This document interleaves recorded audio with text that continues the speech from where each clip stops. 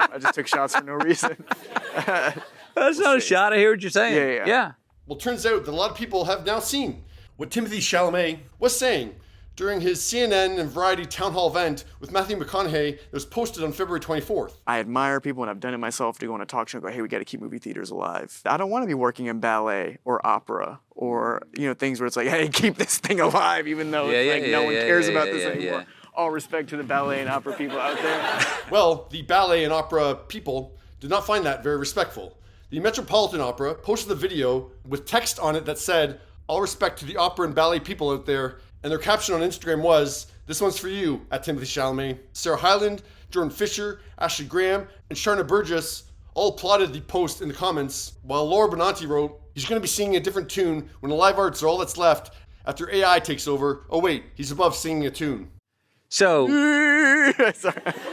The UK's Royal Ballet and Opera issued a statement to The Hollywood Reporter. Ballet and opera have never existed in isolation. They have continually informed, inspired, and elevated other art forms. Their influence can be felt across theater, film, contemporary music, fashion, and beyond. For centuries, these disciplines have shaped the way artists create and audiences experience culture, and today, millions of people around the world continue to enjoy and engage with them. Grammy-winning opera singer Isabel Leonard wrote, honestly, I'm shocked that someone so seemingly successful can be so ineloquent and narrow-minded in his views about art, while considering himself as an artist, as I would only imagine one would as an actor. To take cheap shots at fellow artists says more in this interview than anything else he could say. Shows a lot about his character. You don't have to like all art, but only a weak person/artist feels the need to diminish, in fact, the very arts that would inspire those who are interested in slowing down to do exactly that. That was a bit difficult to follow, but anyways. Fellow opera singer Deepa Johnny said it was a disappointing take, writing, there's nothing more impressive than the magic of live theater, ballet, and opera. We should be trying to uplift these art forms, these artists, and come together across disciplines to do that. I just lost 14 cents in viewership, but So reading the responses from the ballet and opera communities, I think it's important to narrow in on what Timothée actually said. Like, the Metropolitan Opera's video showcased all the craftsmanship that goes into a performance. Timothée didn't degrade or dismiss the craftsmanship or the talent that goes into putting on an opera or ballet. I don't think he took cheap shots at artists either. And yeah, I read him dropping into his chair as he doesn't care about ballet or opera and finds them tedious, boring, etc. Which of course he has the right to have that opinion or review of the opera or ballet. It's not the most, polite or responsible thing to say when you're a public figure. But the funny thing is about Timothy's comment is that it's said in the context of movie theaters and people still going to the movie theater. And he says that, yeah, people will still go if there's a movie they want to see.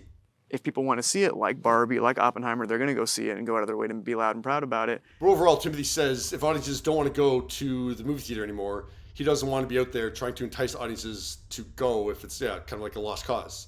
And he thinks it's comparative to trying to entice people to go see the ballet or opera because nobody cares to go to those anymore, which isn't true. I have no idea if the attendance is up or down for various ballet and opera productions around the world in various cities, but I know those productions still happen, and I don't see telethons or fundraisers asking to donate to finance productions of ballet or opera. Opera houses and theaters would be putting them on if they weren't making money, and I don't see any opera singers or ballet performers on talk shows, promoting, trying to entice people to go see their latest production. Yeah, sure, we've seen opera singers like Renee Fleming or Andre Bocelli on talk shows, but yeah, that's when they're promoting albums. Marty Supreme is an American film that comes out on Christmas Day, 2025.